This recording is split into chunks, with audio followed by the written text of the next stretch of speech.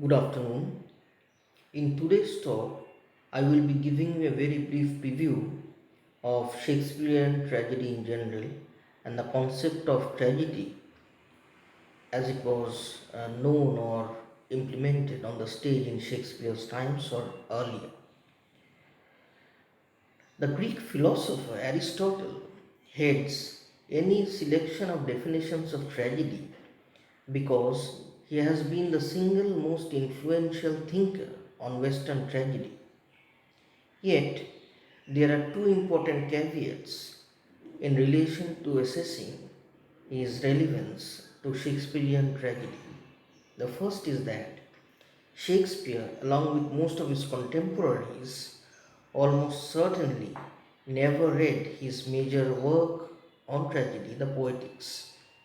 And the second is that Aristotle, when he wrote Poetics, was essentially describing the Greek tragedy of the 5th century BC and not prescribing what tragedy should ideally be. The opinion of Raymond Williams, a Marxist critic, is important in this context. In his work Modern Tragedy, he argues, perhaps very convincingly, that tragedy is specific to particular times and places, always arising out of the precise structure of feeling, that is his exact phrase, determining what can be thought and created in that particular time and place. Thus, according to this thesis, Greek tragedy differs from English medieval tragedy, which in turn differs from Elizabethan tragedy, because historically and culturally, specific conditions of being created different possibilities for both thinking and writing. Now, to consider the notion of tragedy that William Shakespeare inherited, it is worthwhile to go back in time in English literature to know what a tragedy originally meant. The terms comedy and tragedy in English usage were first applied to narrative poems with happy or unhappy endings, respectively. In fact, the words tragedy and comedy are both of Greek origin, reaching English via Old French from Latin. The earliest citation for both terms, tragedy and comedy, in the Oxford English Dictionary is from Chaucer's Troilus and Chrysaid, written before 1388.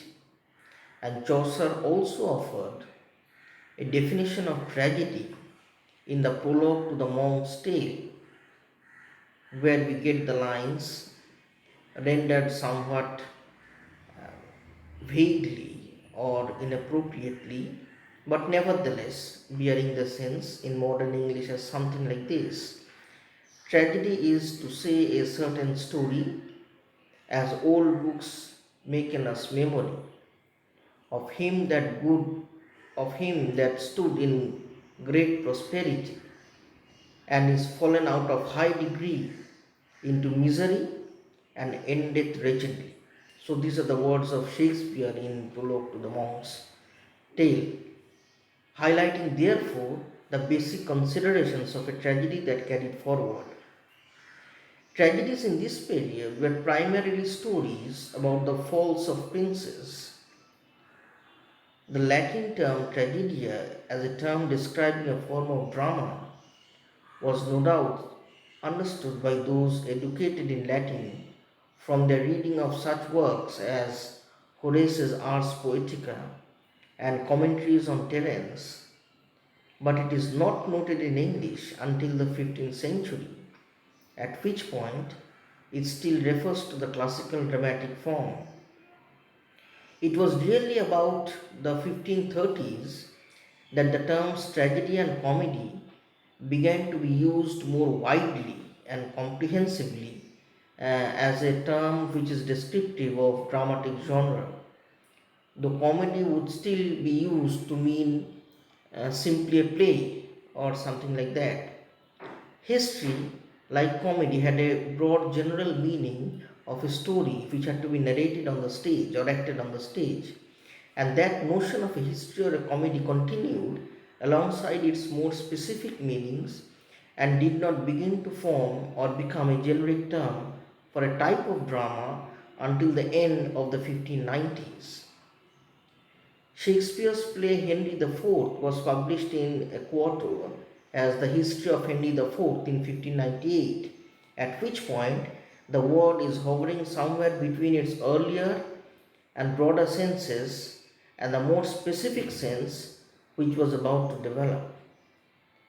By about 1600, Shakespeare himself has Polonius described the actors who come to Elsinore as, he says, the best actors in the world, either for tragedy, comedy, history, pastoral comical, historical pastoral, tragical comical historical pastoral, scene undividable or poem unlimited.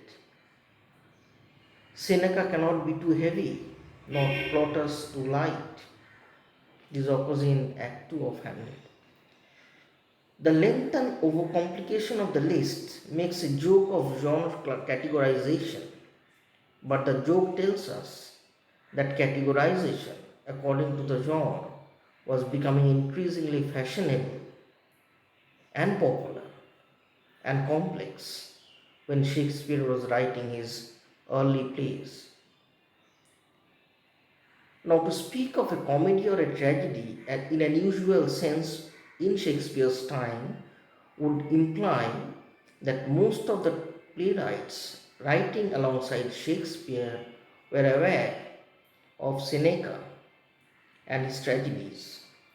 Seneca was a first century Roman dramatist, far better known throughout Europe in this period than those of the ancient Greek dramatists of the 5th century BC.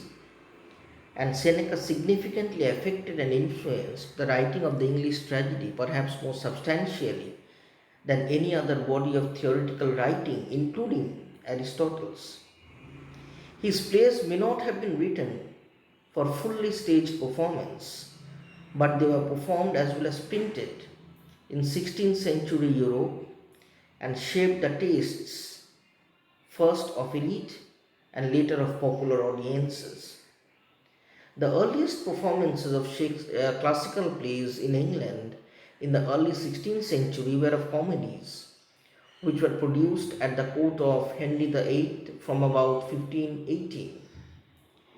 The earliest recorded performance of a classical tragedy in England was perhaps Alexander Nowell's production of Seneca's Hippolytus at Westminster School in the mid 1540s, but very few other productions of classical tragedy are known or documented today. Seneca's Troades was performed in Latin at Trinity College, Cambridge, sometime around 1551 to 52, and the translation of his work from Latin to English began towards the end of the 1550s. And Thomas Newton's collection of Seneca, with the title His 10 Tragedies, was published in 1581. It is usually accepted without any dispute that Seneca's plays were especially influential in two ways: on violent and sensational content, especially in revenge tragedy, and on the development of an elevated rhetoric, including especially the pronouncement of sententiae, which implied moral or universalizing statements. These two areas of influence were singled out by the Elizabethan playwright and prose writer Thomas Nash, who wrote sneeringly of the way dramatists with no Latin education were now turning to what is said the endeavors of art to produce, he says, Seneca led blood line by line, page by page, and to steal from English translations of Seneca many good sentences, as blood is a beggar and so forth, whole hamlets, he says, I should say handfuls of tragical speeches. This he says in his preface to Robert Greene's Menaphon. A further outcome of the revival of classical tragedy was the widespread attempt to Christianize classical tragedy, or rather, to classicize Christian drama, resulting in drama on biblical subjects with or accepting or using Seneca's florid diction, the five-act structure, and sententious choruses.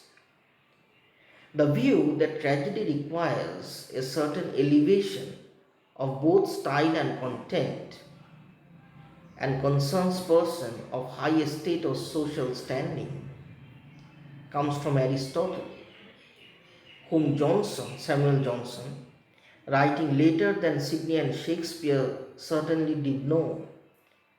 But Renaissance writers owed their awareness of such ideas to later Latin writers such as Horace of the 1st century BCE, whose Ars Poetica or art of poetry was widely known, and Donatus, a 4th century commentator on Terence, whose work was part of the standard grammar school curriculum in Elizabethan England. It is likely that any knowledge Shakespeare may have had of Aristotle's poetics was certainly not an original text, a first-hand reading. He likely did not have it, but any knowledge that he may have had was likely from that of his contemporaries, highly mediated, derived partly from his reading of grammar school texts like Donatus, as I've said, and also perhaps from a reading of Sir Philip Sidney's Apology for Poetry, which was printed in 1595 but circulating in a manuscript form before Sidney's death from 1586. Even Sidney, whose work shows a stronger trace of Aristotle than that of most of his contemporaries, may have known the poetics only indirectly through commentaries like those of Robertello and others, and some of his formulations were indeed based on distortions of Aristotle. When he writes that tragedy, to quote, stirs the effects of admiration and commiseration, he draws on a tradition initiated by Robertello in substituting the element of wonder or admiration for that of fear in the original Aristotelian dictum. Sir John Harrington, if he too is recalling the Aristotelian formulation, distorts it further when he expresses the view that tragedy moves, to quote him, nothing but pity or detestation in his Apology for Ariosto, published in 1591. Both share with their contemporaries an overriding concern with the capacity of tragedy to provide moral teaching. Now, tragic writing in English did not begin until well after the term itself came into use as the name of a dramatic genre in the 1530s. We know now for sure that the earliest extant English tragedy does not appear until around 1560 with Gorboduc by Thomas Sackville and Thomas Norton. This work is usually cited, that is Gorboduc, as the earliest English tragedy. But it could have been preceded by Thomas Preston's play King Cambyses, which was perhaps written in 1558 as per a manuscript that has come down to us today. These two very different kinds of play represent two identifiable though cross-fertilizing strands of English tragedy before Shakespeare. The first, openly imitating a classical style, and the second, representing a native tradition of vernacular drama. It is notable too that just prior to 1560, two printing events, both conducive to the emergence of English tragedy, sprang from these two separate strands of literary tradition, the classical and the native. The earliest English translation of Seneca, which was Jasper Haywood's translation of Troas or Troades, and the Mirror for Magistrates, a collection of B. Cassibus verse narratives in the medieval tradition, in which different speakers each take their turn in recounting of their fall from greatness to wretchedness, were both printed in 1559. Thomas Nash's contempt for imitations of Seneca, expressed in 1589, suggests that this vein of writing had already come to seem somewhat tired and perhaps overused by the end of the 1580s, by which time permanent playhouses had been established in London for over 20 years, and some writers and audiences, especially those with a university education like Nash, had become rather sophisticated in their expectations. Senecan tragedies or tragedies which were influenced by Seneca nevertheless continued to please popular audiences for decades to come, as Ben Jonson, making fun of such old-fashioned spectators as late as 1614, pointed out with reference to two of the most enduringly popular Senecan English plays in Elizabethan times. One was Thomas Kyd's celebrated Spanish tragedy, written sometime in 1585, and the other was Shakespeare's Titus Andronicus, written in 1592. Therefore, tragedy for Shakespeare was essentially an inheritance of these complex movements, intellectual and cultural movements, and as it came to him, it was a genre which depicted uncompensated suffering, and it is in this mode that he writes successive plays. For example, we have Thomas Kyd asking in Soliman and Persida, what are tragedies but acts of death? But death alone is not enough to define the genre for Shakespeare. A play like Everyman, for example, is unmistakably an act of death, but its fundamental logic of radical consolation undoes the tragic force of every man's dying. So there was something that was essentially new in the way Shakespeare inherited and transformed his conception of tragedy. The destructive action of a tragedy for Shakespeare's audiences instructs and even refines. In the spectacle of suffering reside the most profound truths of human condition. Indeed, it is tragedy's presumed ethical intelligibility and utility that have inevitably served as the basis of cultural prestige and indeed of Shakespeare's popularity as a tragedy writer. Audiences in Shakespeare's times and definitely earlier learned from its dreadful spectacle.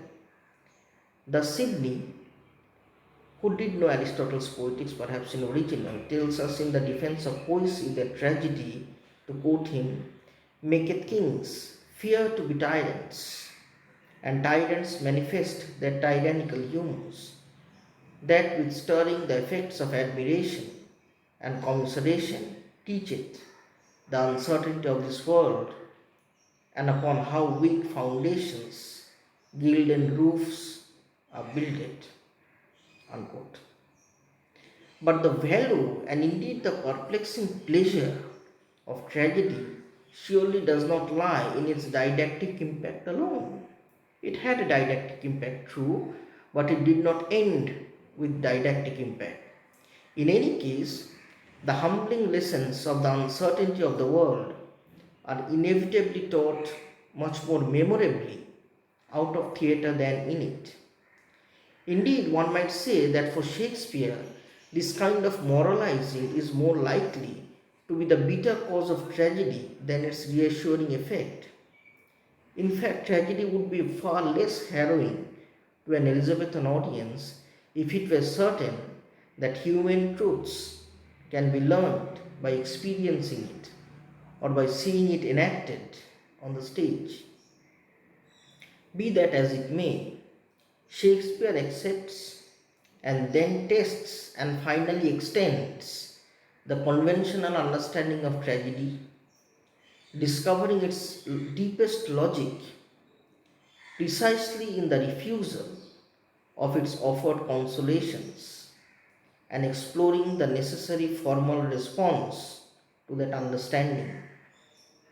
One of the prominent ways in which Shakespeare extends Elizabethan understanding of tragedy is by exploring deeply the relation between the individual tragic characters or the tragic heroes, if I may use the word, and the state of the kingdom. Indeed, a feature shared by all Shakespeare's tragedies is that, at least the tragedies of Shakespeare that we know as better written or better staged, is that their closure depends some form of a restoration of political order following the central death or deaths of individuals. If we were to focus on the closing scenes of Shakespeare's tragedies rather than those moments that have permeated the collective memory, we would find that the stage is usually full and the focus is on two things. First, how the tragic hero will be remembered, and second, how the rest will carry on after the tragedy has concluded on the stage. These two essential aspects were issues which were kept by Shakespeare in some form of a suspended animation, as it were, which provoked audiences to draw conclusions, to surmise future events, and even to use their own imagination to know or to think or frame how incidents would pan out after the incidents on the stage has concluded. And this is perhaps the reason why Shakespeare's plays, at least the tragedies that we know of today, have endured for centuries and are still subject to critical discussion and interpretation. Thank you.